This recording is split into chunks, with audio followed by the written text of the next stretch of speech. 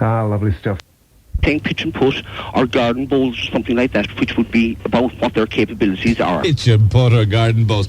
You go and tell that to the likes of that big hitter Laura Davies, who's one of the finest golfers in the game. A total exception, Neil, and as you know, she's sponsored here by Eurostyle in Cork. I have every time for her, and I admire anybody of Laura Davies's capabilities, like Mary McKenna or anybody like that. But women out there wearing designer clothes, paint and powder on their faces and all they're looking for, truthfully, is men. Men? Yes. You know, in 99% of the clubs, guys are well got, and these women are only looking for their checkbooks, basically. And that is my honest opinion of it. Wait. Wouldn't the majority of these women be married women? Their husbands are probably members of the same course. Morals does not come into this, Neil. Morals doesn't come into it? No. You mean that there are women looking for affairs, you're telling me? Absolutely. Good times, as I said, Neil, living out of people's checkbooks. You know, lots of these guys in the clubs are on expenses and various different visa cars and stuff like that. They have no difficulty. Money is no problem. And women can see this. And as I said earlier, they're wearing designer clothes. They couldn't hit the ball, Neil, honestly. They're playing off 36 handicaps. They couldn't hit the ball from here to cross the road. Dear me.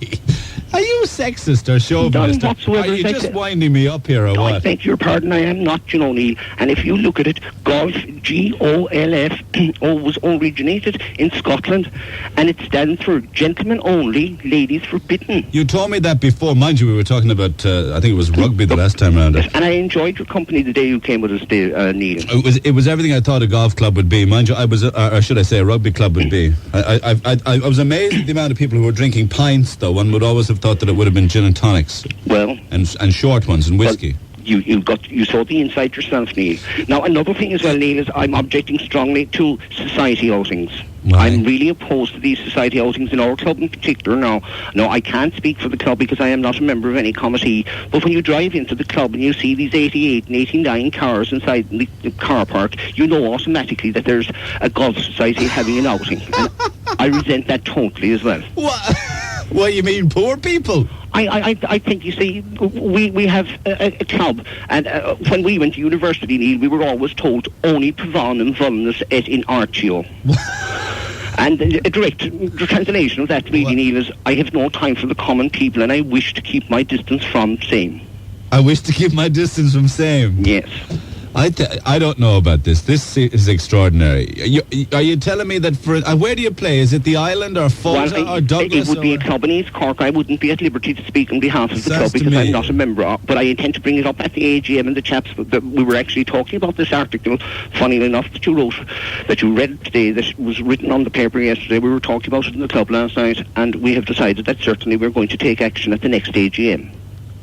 What, against women or against people with 88, 89C motor cars? Or both? Well, are you saying that only people with 92 or 93C cars should be allowed in? Well, you see, Neil, in my line of business, I bring friends in from across the water and from various different parts of Europe, and it doesn't look too good when I drive into the club and the car park is there with, let's say, cars that are just ready for the scrap, you know?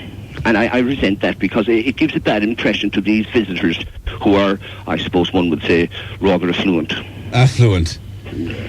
I thought that people like you went out with the flood, to be honest with me. No, and I'll tell you now about ladies playing golf.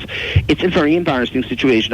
Do you play a little yourself? I'm a shocking golfer. Right, well, shocking. I think the best banter of all is at the 19th, Neil. The pub?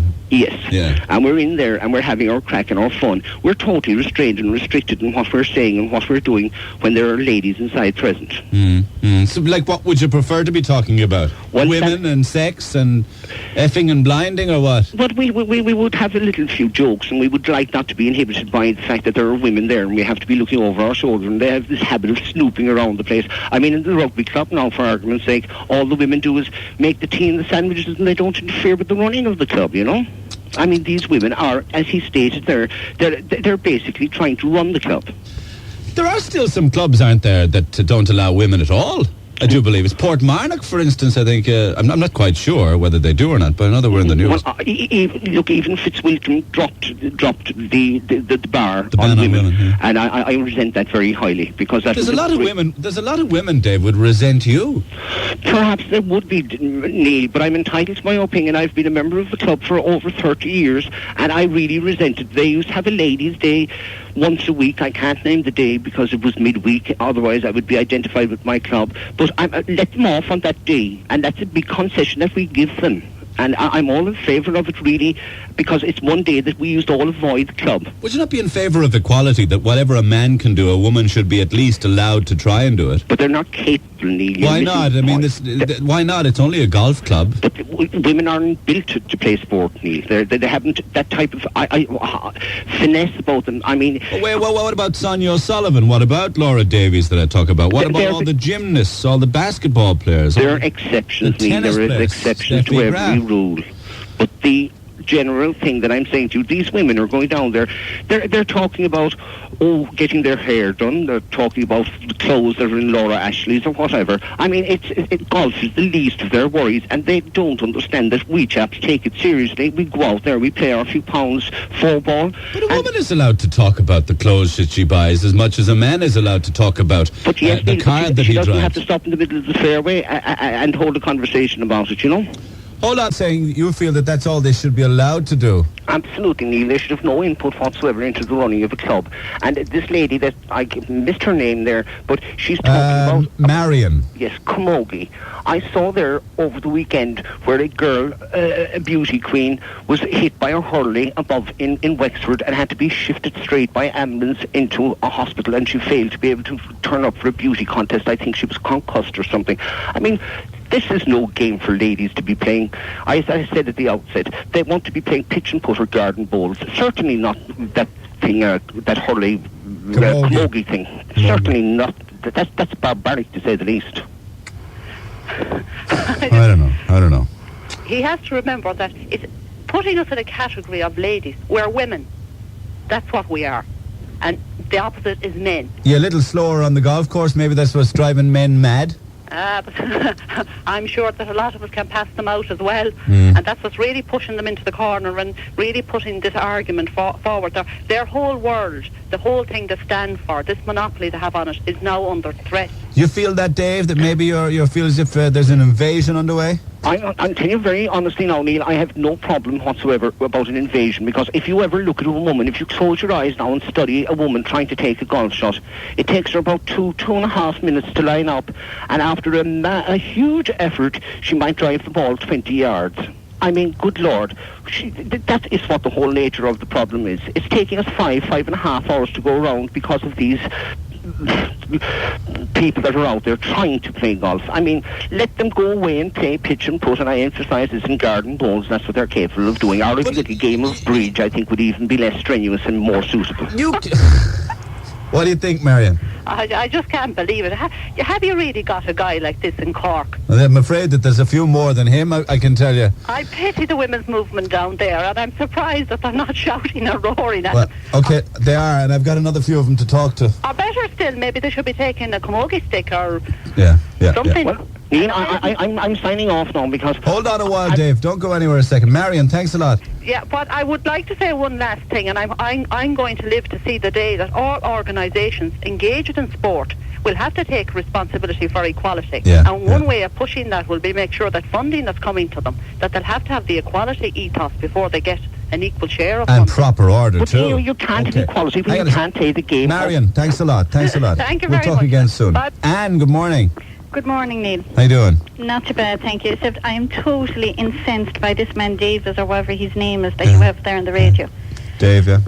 Pardon? Dave. Yeah. Right, I tell you, he's on about lady golfers being so slow on a course. Now, I play in our own weekly competition here I'm in a club in East Cork, and we can go around in that competition and play 18-hole stroke in anything from 2 hours and 18 minutes to about 2 hours, 35, 40 minutes. That's anything fast. longer than that, we consider slow. Yeah. Are you using a buggy car then? What? Is she using a buggy car? No, I have an ordinary caddy car that I pull up slopey hills behind me, thank you. I find that very difficult to believe. On a Sunday, we have, because we are working girls, we are given a certain amount of time that we can play our weekly competition during the winter months when we wouldn't fit it in on our own weekday competition. And I can guarantee you, when I have to go out behind the men and play in that competition, I have to allow at least 4 hours. Now, if I can play in 2 hours, 18 minutes on a ladies' day, and it takes me 4 hours on a Sunday when the men are out, they definitely can't say that the ladies are holding up the men. Now, you and I are not going to say that Anne is telling any lies, and she's saying she can go around with ladies and I mean, I can. There are plenty of ladies in my own clubs that would back me up to this. Plus, I think he's a total exception to the rule because, I mean, we have a very good mixed force society in our club as well. And I mean, like, we get on very well with the men, and none of them would even think of categorising us the way that man has on the phone. But there are a few golf clubs in Cork, I'm afraid, where you'd find another few characters just like Dave, I think. I would, and I feel very sorry for the people in those clubs because I can assure you, I'm a member of East Cork Golf Club, and we wouldn't have anyone like that in our club. All right, so and Dave, I really feel sorry for anyone that has to put up with the likes of him if he calls himself an educated man. All right, thanks, Anne. Joan, hello? No, what line did you say? 17? Okay, I'm not there. Does it not bother you that you judge people by the cars that they drive as well, on top of everything else? No, you see, as I said, we pay a substantial annual subscription to our club, and we're entitled then to get the benefits of that. Now, I do resent... No, what's that got to do with people who drive cars that are a little bit older than yours, for instance? But Neil, we don't... There are municipal golf courses here in Cork, and that East Cork Golf Club down there is a fine golf course. Why don't they go down there? We don't want them in our club, Neil. But I happen to be joined Mahon, which is a municipal golf course. Does that make me any less of a person than you? But that's what that golf course is there for, Neil, for the likes of people that want to that we don't want in our club. Oh, so I wouldn't be allowed playing any other golf club besides Mahon, which I might say is probably in better nick than any other golf club in the city. Perhaps it is. I didn't ever play it, Neil. But I wouldn't be welcome, you're saying, in anything that wasn't a municipal golf club, is that? I'm not saying that, Neil. I found your company excellent the day that you were with us. But why are you saying that people who play on municipal courses are any less than people who play in courses that might cost them £1,000 or £1,500 a year in subs? You see, Neil, it's in our club. It's more or less traditional that the members come from generation. It's handed down. And we are one big, united, happy family, basically. And we all know each other, and we know the pedigree and the breeding of the people that have come into our club. I mean, with just one bad apple can rot a whole barrel of apples. I don't know. I'm going to let you go away, but I don't want you to get off the hook too quickly. Sean, good morning. Morning, Neil. This character here now for a second. We'll talk about his traffic jam scenario. And when you drive up to the front of the traffic jam, there's an old Morris Minor causing the traffic jam. Yeah. That was in days gone by, he says. Yeah.